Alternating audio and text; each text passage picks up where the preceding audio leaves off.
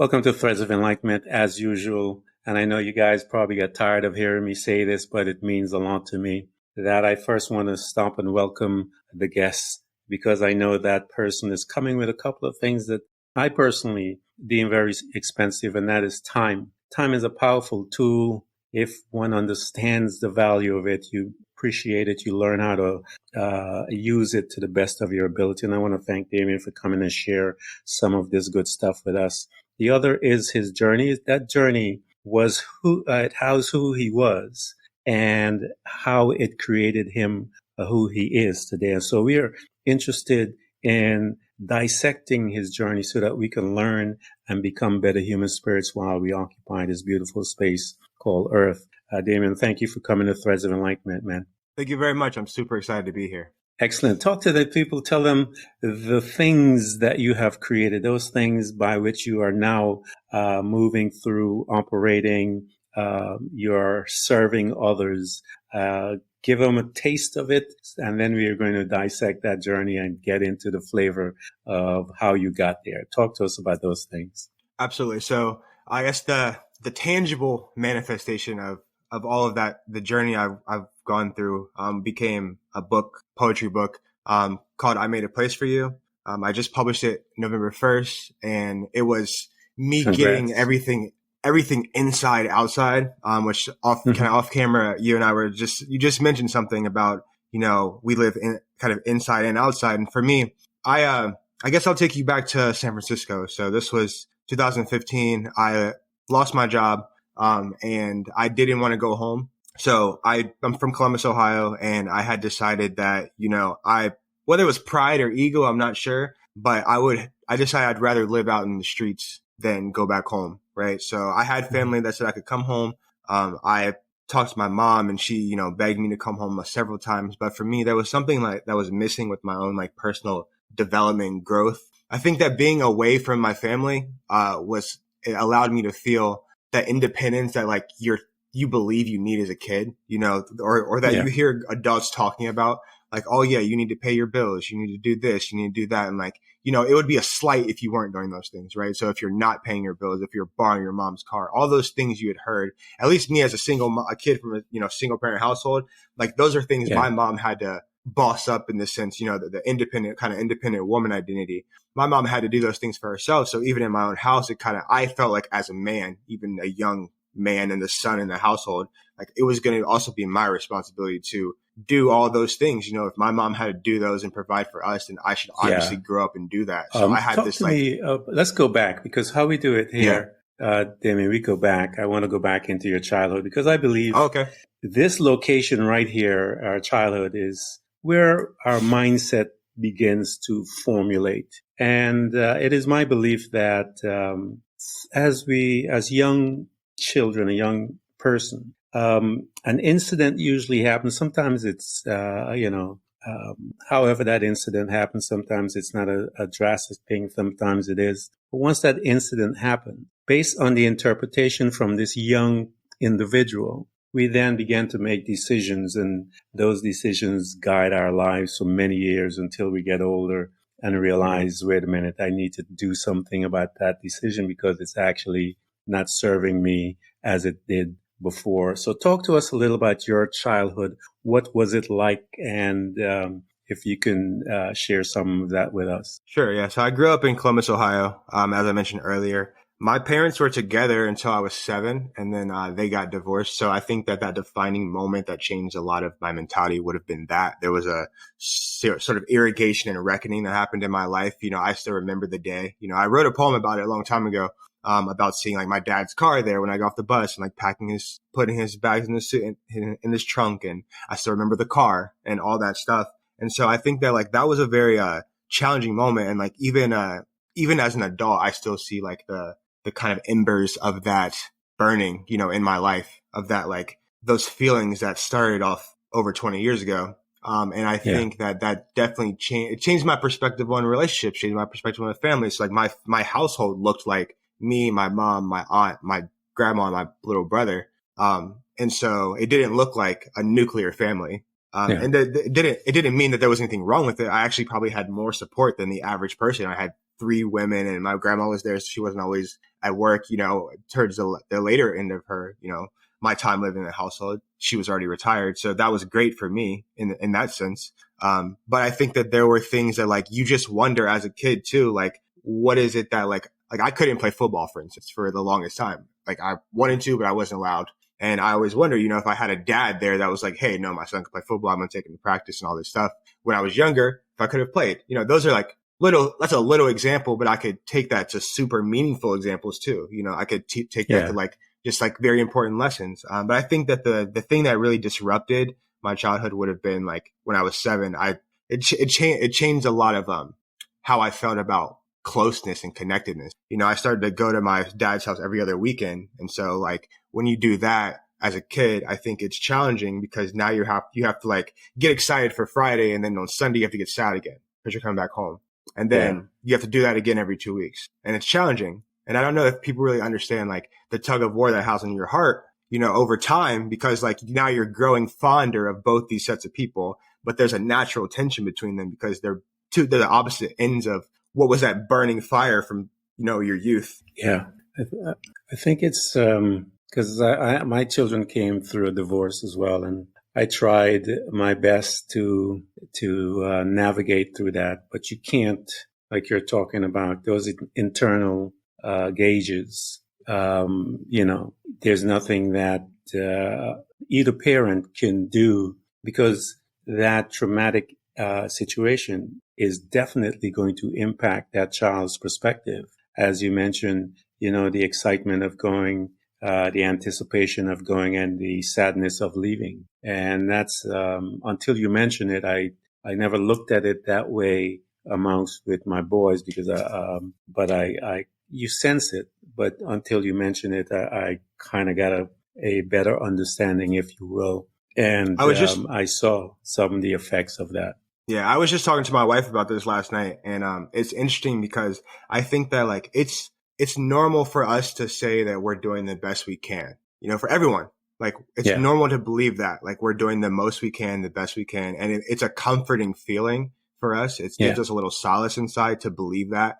But I think that when you zoom out, sometime you have to realize that like if your best is still like kind of in the crucible, then it doesn't really that doesn't mean that it's the best possible scenario, right? So like sometimes you will think like my parents might have thought that it was good for us to have the Christmases separate. But in my head, now as an adult, I think, well, if I was in this situation, I'd like to have Christmases together if possible. And like maybe that's something they couldn't have conceived of because of their situation, the circumstances, and like it just wasn't best for them or whatever. But like in your, you have to, for me, I have to think about all the trauma that I had left to allow to sit and fester inside of me, like not being a person that delivers that to someone else. So I found myself as a stepfather now too. Like, how do I not just repackage trauma from my childhood, right? How do I not it's not like hazing, like family hazing almost. Like, how do I not put you through this just because like that was the best they did,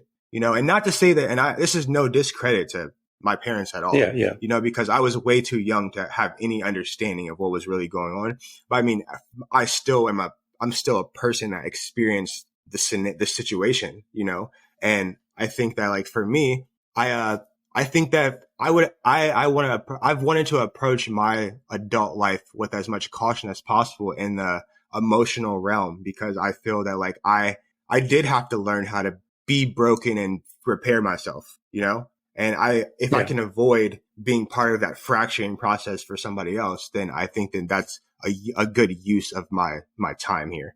I think I think each generation has that opportunity to, if you will, there's some ancestral things that passes down within families. And I remember in my family, one of the things, because I grew up as a child in British Guiana, and I would tell my sons, I was just talking to one of my sons a couple of days ago about, we were talking about child abuse. And I was trying to explain to him, and I never really talked to my children about it. In my culture in Guyana, I would tell them child abuse was like a sport. The things that I went through, my parents would be locked up for and put in a black site, in the United States. But in that culture where I was from, it was a normal thing. And I remember having to deal with the consequences of that type of upbringing and dealing with it because I wanted something different than what I had with my parents, and I wanted it bad, but it was a struggle to overcome the programming that I got out of that trauma. And I remember seeking advice and counsel and all the different things. And I remember picking up a book. One of the things that I brought with me from that trauma was anger and so forth. And I remember picking up a book and reading a couple of things in a line or two within the book, Damian, and I just went to read it. I just picked it up. And the first chapter, a couple of verses popped out of there and jumped into my spirit. I closed the book, changed my life. I realized I got a revelation about the hurt, the pain, and the price of anger. And for the first time, I got like my eyes opened up and I saw into myself and to my children. And as they say, put that baby to rest. And it was a journey. Every journey is back and forth, but that journey was worth it to a place where now I don't respond that way. But I remember having the opportunity to make a decision, like you said. I don't want to carry this on. I need some guidance how to relinquish this pain and the fruits of the pain, which was my anger, so that I don't have to pass it into my boys. And I find that I would have to sit down and talk with them when I screwed up, if you will. I'd get down on my knees and come to their face and talk with them and say, hey, I need your forgiveness. I'm working this out, and I should have never handled it that way. And I apologize. And so I had that conversation. But as we were having ours, I realized some things. One is always growing, man. And that's why I love these conversations. Talk to us, Damian, as you are moving through this young man, 7 years old, the impact and the perspective of changes. And how did you relate to the outside? You had your family, your mom and your other family members. How did you relate to the outsiders, your friends, your schoolmates? How did you relate to them from this space of the trauma that you had experienced? I for a long time, and I would say until I went to college, I would say that I was bad at making friends. I think that I was a great student, so it was easy for me to just focus on the work and like taking my quizzes and doing home and studying. And like, I was good at being the classmate. So like, if I had people who like, we're trying to see who gets the highest grade on the quiz, but like, I was not going to the movies with them on the weekend or invite them to my birthday parties or anything like that. I always had a girlfriend, like pretty much all times throughout school. And maybe like part of that was like the crutch of like an emotional crutch. And that's something I've thought about before. I thought maybe that could be a thing.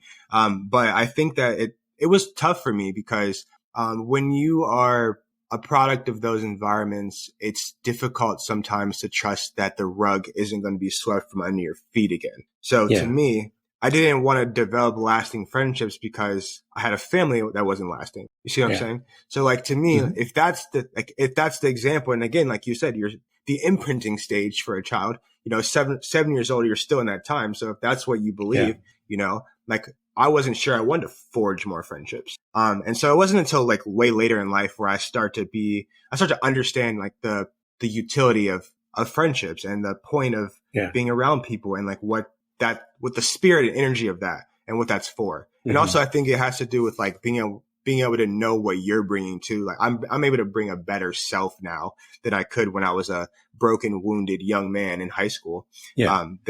So I would say like not great for the longest time. How did you, when you're moving through life, you're now in high school and you are managing your life in the fashion that you just described. When you decide to go to college, and I know probably being having a single mom is pushing you that way as to college, and why did you pick the field that you went into when you were, how did it go about? What was the conversations like about you having to go to school or not?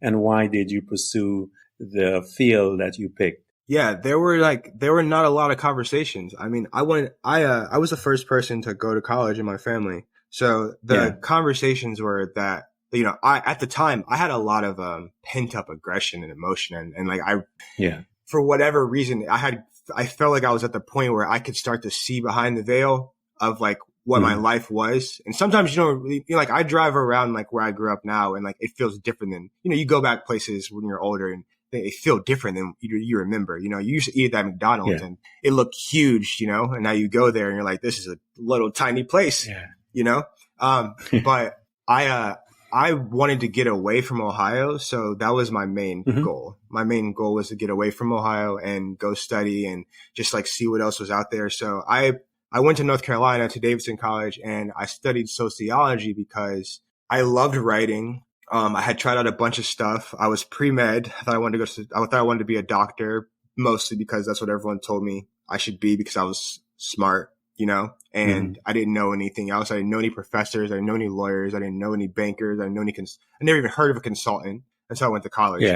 I didn't know any of those people. So those professions were, they might as well be Disney characters, to me at that time. But when I got to college, I found that like sociology was a place where they were like exploring interesting ideas and asking interesting questions in ways that were like allowed and also considered so like scientific in the social sciences sense, and they were studying fatherhood and religion and masculinity. And so like I met a professor who was doing research on how non-resident fathers affected like boys' masculine identity formation. So basically like if the dad's not in the house, how does it affect the boy becoming a man? And it was like I could study my own life. That's what I felt like. I wanted to know the answer to that question, and I thought there's no way they're going to let me like graduate and study this for the next 3 years. And they did, so the fact that was possible, I think it was a match made in heaven because the concepts are interesting to me. The sociological concepts are fascinating.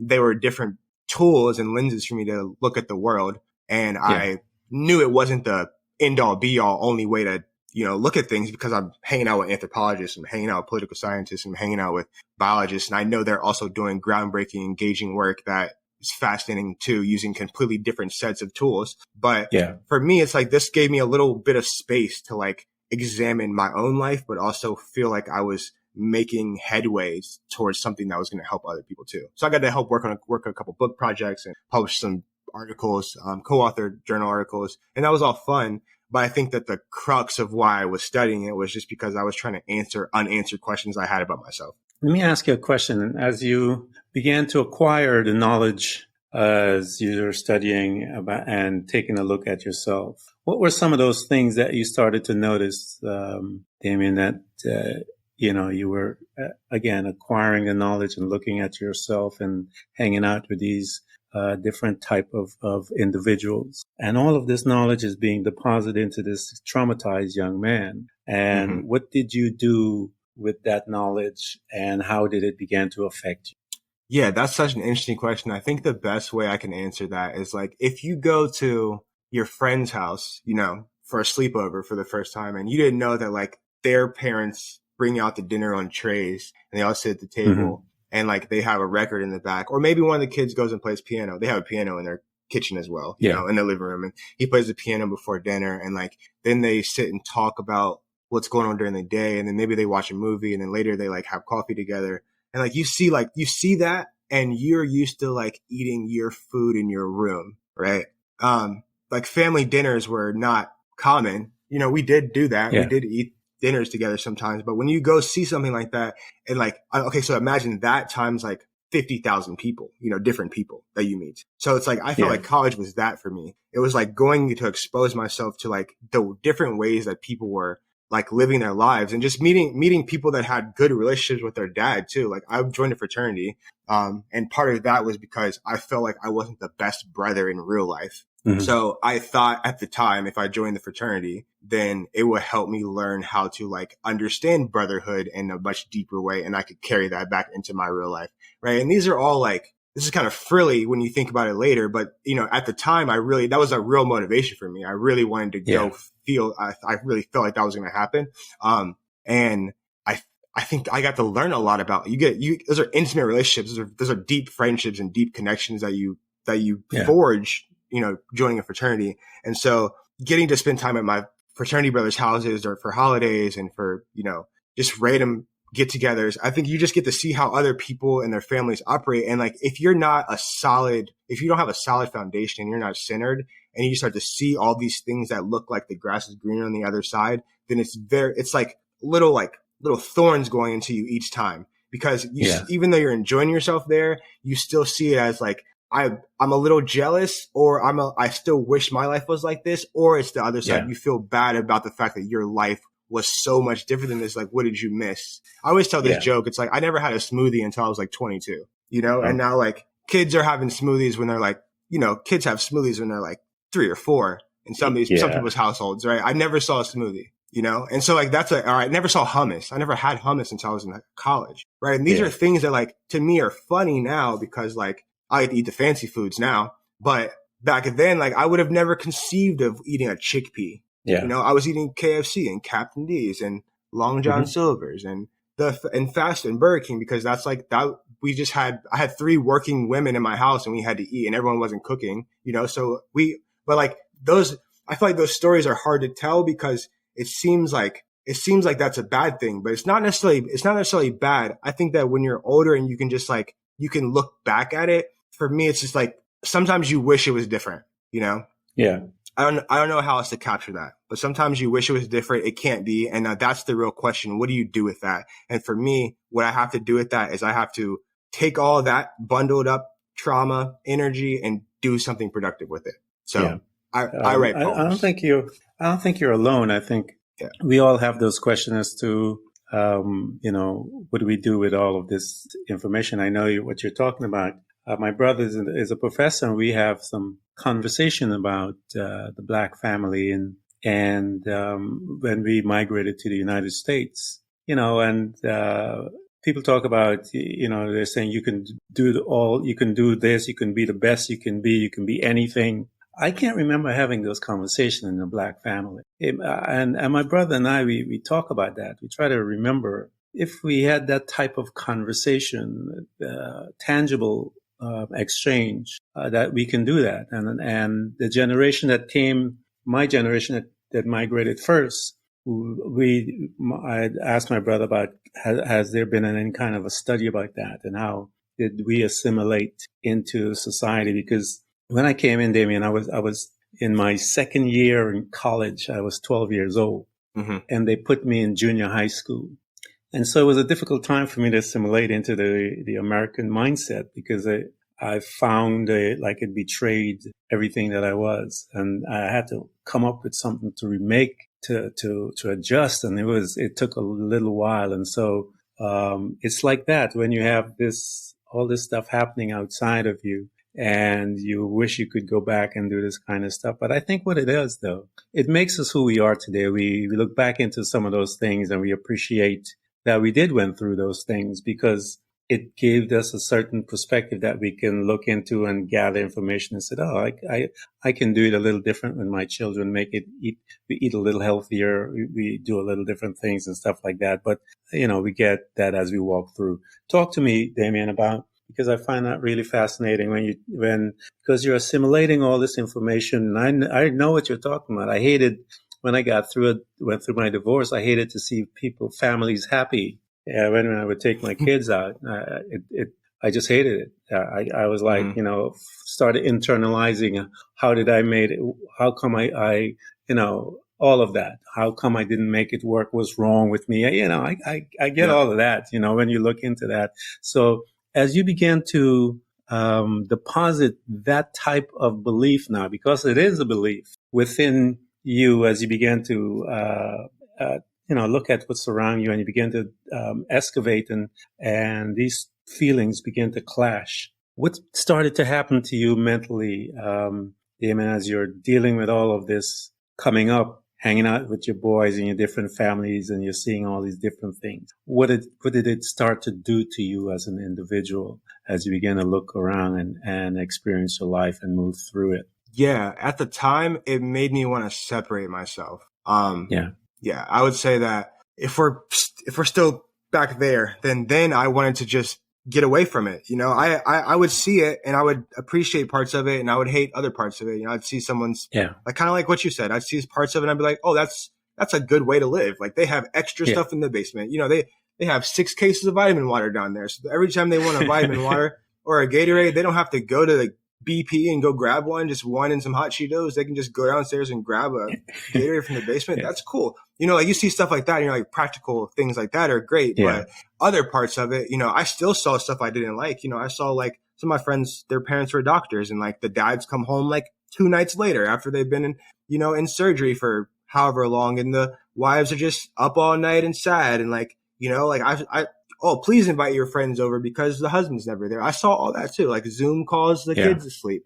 I saw all those things. And so there's parts of that, like you can always like imagine that someone else's life is better. I think that like I put myself in situations a lot of times where I got to see it firsthand and I could see like the good parts and I also could see the bad parts. And it was my job to like be the thread between both those and figure it out for myself. Like, okay, is that better or not really better? It's different, but better might not be the word. So for me, it's like how I made sense of it was like, I'll take the good parts from these things. So do I have extra Gatorade or waters in my house now? Yes, but I'm also not FaceTiming my wife to sleep right now. You know what I mean? So like I took parts of those lessons from my kid or from my childhood, but like there's other stuff I saw that I also didn't want to be in my life either. So how did you, once you began to move through college and so forth, as you're now beginning to step out of college and you're now looking into that other space that we visit as far as the working life, as they say, and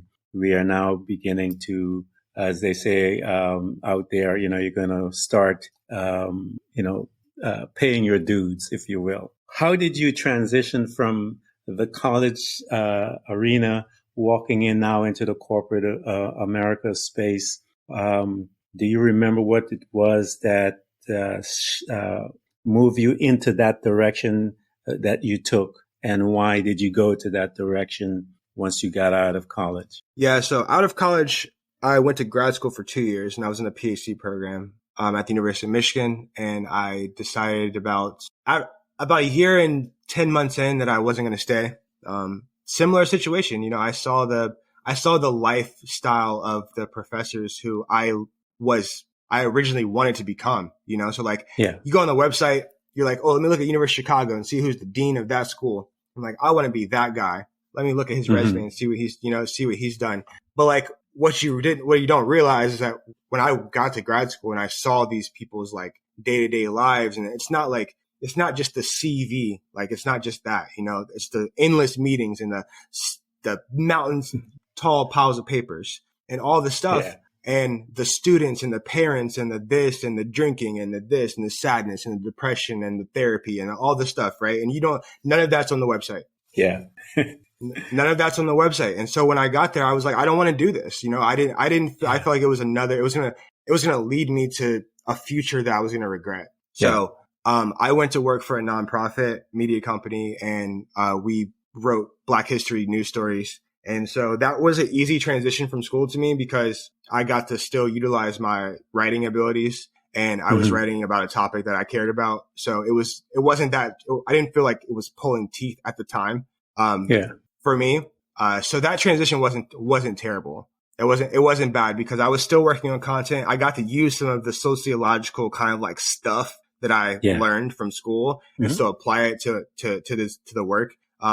But like a little after that job, like it has been a little more challenging because, when you're a free thinker in the sense like you described earlier, it's hard sometimes to do arbitrary things, and the workforce is primed. It's primed for that. It's plug and play mostly. Like they want you to become whatever version of that tool that they need you to be. They're not really trying to grow you into like whoever you want to be. So I have a lot of trouble with it sometimes. But this is why I try to do things outside of work that make me feel good creatively and they get my passions out, because if not, then I think that like if that stuff sits there dormant long enough, then it becomes an emotional problem and maybe a spiritual problem, for you as well, because you have gifts not being used and talents not being used. And you find yourself giving all your time to, things that are not suiting you and feeding your soul inside. So to me, I think that like work has its place.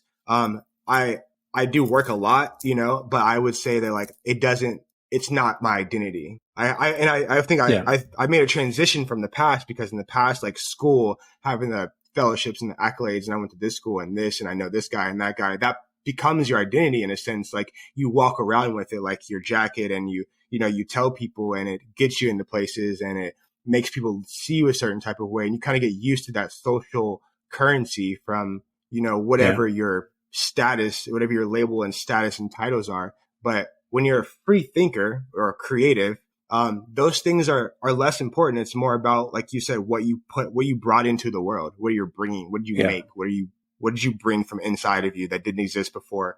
And like that thing packaged up has so much of you inside that it's a much bigger contribution than like 8 hours in a desk somewhere typing whatever you're typing. Yeah, I think it's designed, the 8 hours and so forth is designed to keep us in a state of numbness, if you will. Outside of that thing that you came with, that's where your joy lies. That's where a lot of your identity, in the sense of your oneness with the Creator, oneness with all, that thing that resides there, that when you get into that space, there is a specific connectiveness that you feel, man. It's different. It's hard to explain. You feel different. Mm-hmm. But when you're in it, you feel this strength, this thing that is different. It's hard to explain. And I tell people, hurry up and get there, because once you hurry up and get there, you'll get a chance to see what we're talking about. And you're again trying to explain it to them and bring in the tangible words. And sometimes within the English language, it's difficult to bring that precise picture into it, because it is a oneness that is a place that you belong. You feel belonging, like you're there. And I believe that the job and all these different things are designed to keep us out of there, man, because they don't want us to get there, because over there is our freedom. As I mentioned to you, they're not interested in freedom. They're interested in controlling you and I, as they did in the Matrix. It says we are batteries. We are something that powers their desire and what they want. So here you are, and you're coming in to this, and you're moving through your journey, because I want to talk about, you mentioned, and I've read your story where you became homeless, and that is a traumatic information. And talk to us about that process, because this is some of the places where you're going to begin to start to address some of those hidden things that are residing within you unaware, or even you're not dealing with it, that you have to deal with it. Talk to us about how did it navigate to not having that source of supply, and what did it do to you? I know you talked about reaching out to your parents and not your mom and not going and so forth. What did it do to you, Damian, in creating who you are today? Yeah, I think that the biggest part that impacted me was the mental kind of. There was a fracturing, and I wrote this word in my book too, like on the back cover, just because there's a during this kind of crisis, I think that I went from becoming a person who thought about myself a certain way to a person that had to feel about myself a certain way. Mm-hmm. And I'll try to tease that out. Like I relied a lot on the accolades or the check boxes that I had checked off. Like, did you graduate? Yes. Did you do this? Yes. Did you follow this? Yes. And like other things that people wanted that were coveted, I found like, this is interesting. Like, I might not even want this, but like, I think I could get it, you know, and if I get it, then they're going to respect me for that thing. Right. So I went from being that person to being a person who, like, when you're in the streets at the homeless shelter, nobody cares about you. Nobody ever asked me to see my thesis at the food pantry. Never, you know?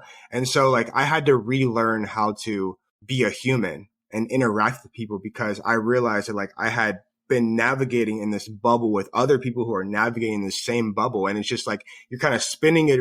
It's almost like ballroom dancing, you know, and like invisible ballroom dancing. We're all just kind of like moving around and like doing our thing, but we're all still bumping shoulders and we're going to bump into each other eventually, but we're still separating. It's a very delicate, scary, invisible dance, you know? And I feel like when I was out there, I realized that it's not the same dance. You have to see people.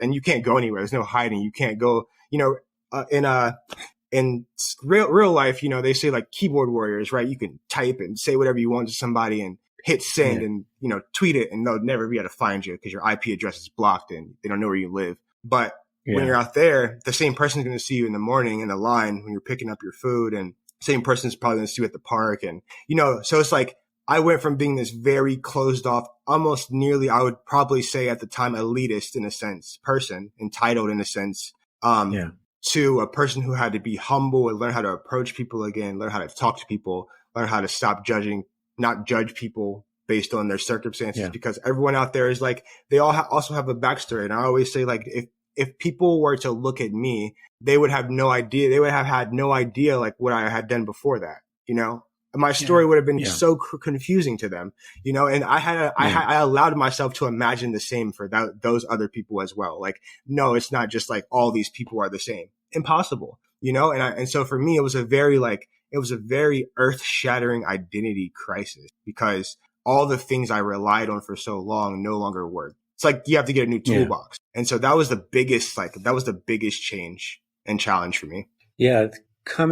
Making that awareness, coming to the space where you need to recreate yourself now, you know, because that is, again, a traumatized position, because you've done all the things that they say you should have done.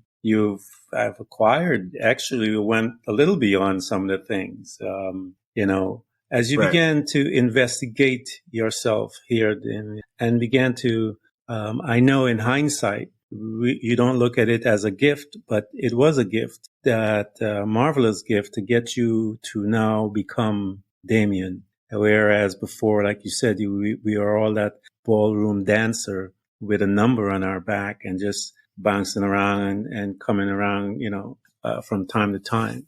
As you began to witness yourself here, Damian, and all those training that you had encountered, how did those memories and those, how did you begin to now utilize and take those tools to now begin to create from this space that you are, to move you from where you are to where you were then to where you are today? What were some of those mindset, those perspectives that you had to face, and how did you face it? What tools did you utilize to shift that mindset to begin to create your space as you're in today? Yeah. So, I mean, I meditate. That's important. I would say that's something I've been practicing for roughly 10 years now, off and on. Obviously. Let me ask you something. Hate to interrupt you here, Damian. Here you are in this space, and lots of bodies are coming around you. And how did you, because I tell people meditation is probably one of the most powerful tools you will ever use in your entire life. Mm-hmm. And I want you to take away that excuse that a lot of people make excuses. And I want you to talk about, here you are in that situation, and yet you realize the value of needing to meditate, and you did it regardless. And because a lot of people, Damian, make excuses, and I want you to take that away from them, because it is an excuse and it needs to be taken away from them, man. Yeah, I just developed my own internal guilt system and I'm my own accountability partner. I think when you're out there by yourself, there's nobody that's the thing. You grow up in a house with parents or whoever you grow up with, and there's always people to tell you, hey, like, clean up your room and pick up your trash and make sure you eat your food. But when you're an adult, there's no more people like that. You know, and when I was out there by myself, there's definitely no one like that. So I had to develop my own internal guilt system. So I became accountable to myself. So I said, the only thing I have is like what I say I'm going to do. And so for me, waking up and like, I obviously have nothing but time. You know, there's beautiful parks and I could go, and I'm already awake at the crack of dawn. So like the sun's rising and I'm already awake late, you know? So like for me, it was just like, it was like one of those things that even in like a bitter time, you know, a bittersweet time, it was one of those things I kind of held on to, because I knew the value of that. There was a clarity and a feeling, and I felt like kind of feels like when you brush your teeth in the morning, you know, like the day starting, like brushing your teeth usually just makes you feel like a new day, you know? And so for me, it's that same kind of like energizing feeling. So for me, even now when I wake up and I'm like, oh man, I only got 20 minutes and I woke up a little late. I'm like, well, find a 15-minute meditation video or do it, you know, or just do a 10-minute meditation this morning. But like, I still tell myself like, hey, you have to do this. And I think that like, it's also, you have to, for me, I had to believe in it as well. You have to believe that like there is some benefit in being centered and still and like understanding how your thoughts work. And I think a lot of it is that people don't look into like how the mechanics of all of it work, right? So like, it's not just like being quiet. That's not what it is. If you're not in touch with the voice inside of your head and understanding how your heart affects how your decision making and what you feel, and like understanding that you can train these organs like muscles the same way you can train a bicep, you can train your heart and your mind. And so like for me, it's like I'm in the gym every day with my mind and my heart, because those are the muscles that have mattered in my life the most. Like it's never been my biceps or my fists or anything like that, or my legs. I'm not a runner. I'm not a you know, for me, it's like my heart and my mind have to be at their 100% Olympic performance, you know, peak at all times, because I want to make sure I can capitalize on opportunities. I want to make sure that I'm present when people are around. I want to make sure that I'm able to give my best self and I'm able to give good advice, or I'm able to listen when people are talking to me. And like, you have to be able to be the bridge builder between all those things. And meditation is one of those easy, it's easy for you to practice every day, easy for you to get the hang of. And once you do that, there's so many benefits I found for myself that like, I mean, we could talk about that forever. Yeah. I love it. It changed my life. It really did, because I was spinning around in circles until I began to meditate, and I saw what it produced. Now, talk to us, Damian. What did it begin to produce? The tangible things that you began to notice in your life as you began to work out your muscles, if you will, and you see it in the natural realm where you begin to get a little cut, more definition, and so forth. Talk to us as you began to notice the changes, if you will, in the bicep of your minds and what it started to produce. And usually it starts to internally produce things that eventually seeps out into the scene. Talk to us about some of those internal things that began to change within your being, and how did it begin to manifest on the outside? Yeah, I think it reminded me that I needed to return to the good parts of my childhood. I think that the problem with trauma sometimes is that you want to block off that entire time, right? So everything from 7 and whatever, like I want to forget that time, you know? But there was a lot of good stuff that happened during that time. And I think that when I started meditating, it allowed me to remember like, hey, you used to like to write, you used to like to draw sometimes, you used to like to play basketball, you used to like to swim, you used to like to play video games, you know, all these things before you became this hardened person from these experiences, you know, all this stuff that has blocked off these like channels of enjoyment and joy for you. I think that it allowed me to like see, no, you need to incorporate parts of that back into your life, because if that was, you know, if you were 5 years old and that video game was making you feel that way, or that Pokemon card or whatever, then like, see what one makes you feel now. You know, what is it? Like, that's nostalgia, you know? And so that's one way. I would say also it just helped me know that I needed to make sure that everyone around me was respectful of my emotional, mental, spiritual bubble now. And that's something I never really protected before. I was kind of like the party guy for a while because I was, you know, sad fraternity boy, you know, party a lot. So I didn't care who was around me. I wasn't protecting my energy and my space at all. And I think that like it allowed me to become way more protective of that. So I could, and I feel like now that's necessary, because to be centered and still and clear, you have to keep those kind of negative forces out of your space. And meditation has definitely allowed that to manifest way more in my life. And I think just becoming more clear as a creative person, the output shows itself. You know, like I didn't try to write a book. I just started writing poems in a notebook and it became a book. All the times I tried to write a book, it didn't work. I could never just sit down and start writing. But finally, I just started writing poems down, and then eventually I had like 25, and I was like, I guess I could publish these. And then there it was, you know, and it was fascinating to me because all the times I had sat down and sat in front of my computer and started typing and just like gave up before, like no chance I was going to finish the book. But this time I was much more aligned, with my goal. As you, because I did the same thing. The same thing happened to me. Was out of my meditation that I sat down and I started writing my books. And I remember my kids. I had 4 boys I was a single dad, Damian, with 4 of my boys, and they had their friends in my living room. At the time, they were learning. Half of my room was rapping. The other half of my room was breakdancing. The other half is hanging out all over. And I was downstairs in that, and I was so focused typing that I didn't even hear none of what they were doing. And because I was so zoned, and I got there as a result of my meditation, where I can sit in that type of environment and remain absolutely focused on what is necessary and needed to be accomplished.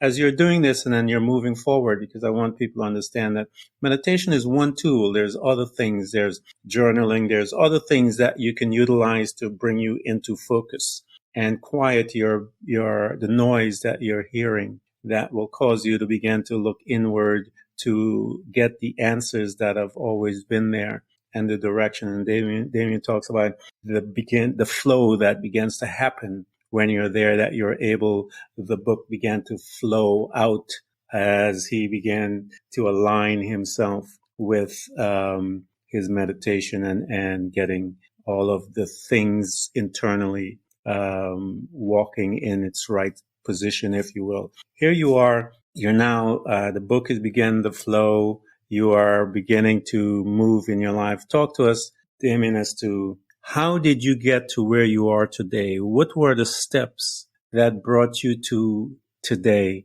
in the sense of when you tell your story? What were those things that you can recollect that, hey, started to guide you to your present situation? Yeah, I think that it really helps to have other people tell me how they felt when I told them my story.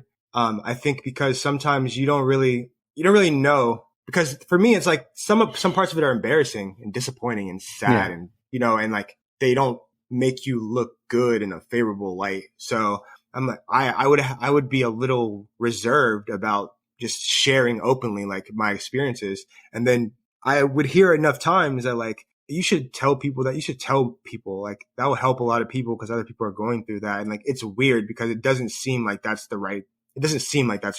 Like, why would it be helpful for people to hear about my traumatic story? Don't people want to hear about, the good stuff? But then I realized like, no, you want to, there's a relational aspect of this, there's the part that is my job is not to know what happens with my story, right? My job is just and it's the same reason why I write in the first place. It's like, I want to invite people to experience me in this way, and like, I'm not expecting anything in return. It's actually healing for me to talk about and gain new ways of, I don't pre-write anything for any of my interviews or anything. Like I don't want to come prepared. I want to talk and like, I'm still working this out.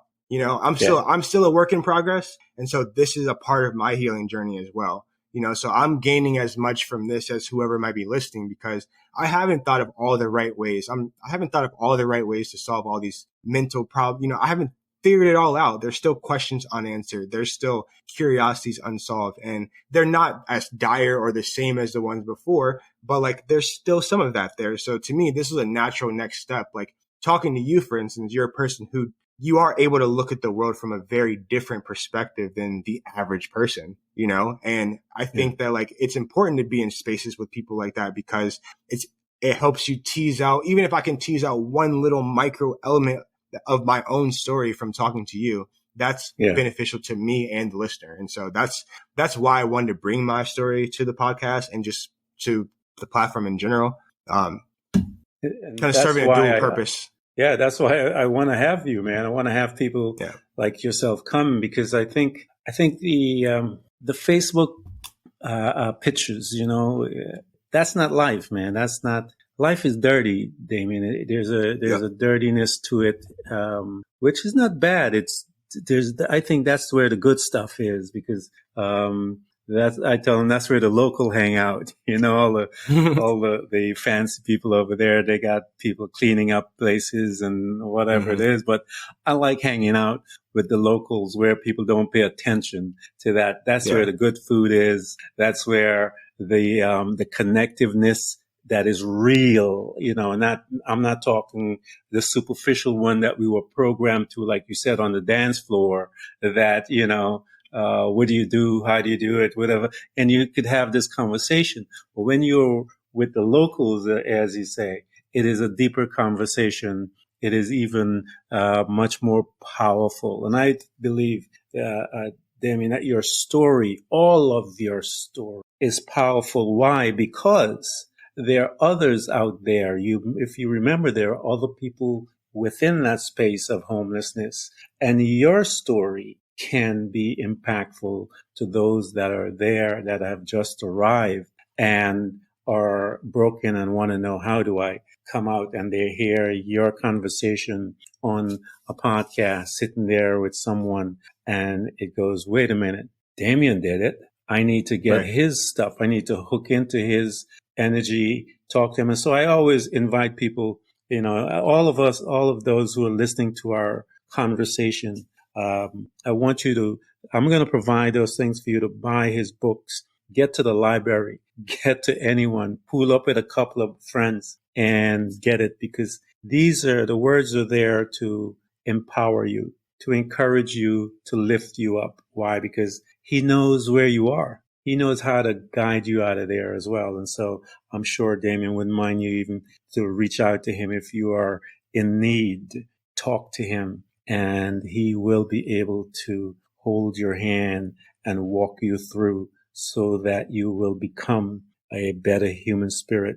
And we want to see you in a space where you're kicking ass, as they say, so that people can look at you and go, wait a minute, that person has a powerful story. And just like Damian does. Damian, talk to me about when you are in that conversation with someone, because I think this is where we ought to be living. And you're in that conversation with someone, and you've heard their struggle, and you identify with them. And through your conversation, if you will, that dance of your story, your victory, and your learning experience, when you begin to talk to them and they begin to get it, if you will, that light bulb, Damian, pops into their head, and they now begin to switch their perspective. Talk to me as to one of those incidents that you lived and got a chance to experience, and what it did to you and that individual. I really can't say I've had any of those,